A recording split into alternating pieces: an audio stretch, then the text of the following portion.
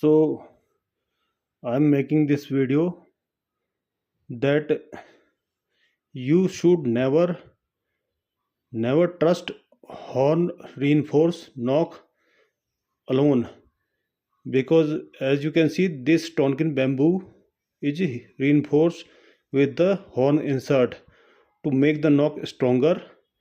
But this 44-gram arrow is split into two just after third shot with the 72-pound Turkish warbow by Medbo, which was giving about 185 feet per second with 45-gram arrow.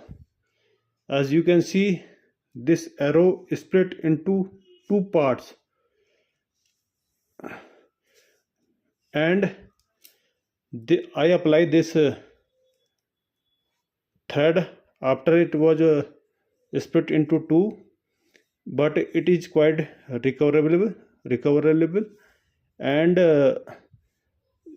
after applying some super glue and some threading 2 to 3 points in 2 to 3 points, this arrow can be recovered. And you should always reinforce your horn reinforced knocks with thread, so that arrow will not split into two even if horn insert fail. But what I did wrong is, as you can see, these arrow, I thread some arrow up 1 mm above the 1 mm above, so which lead to deposition of excess super glue between this space in the knock, and I kept them inverted, so most of the extra super glue deposit between the space of the knock, and later I have to rasp this excess super glue, hardened super glue, but which leads to increase knock space, and my arrows were not able to grip string very well. So I have to apply some thread here to make extra grip, but I was only able to recover 5 arrow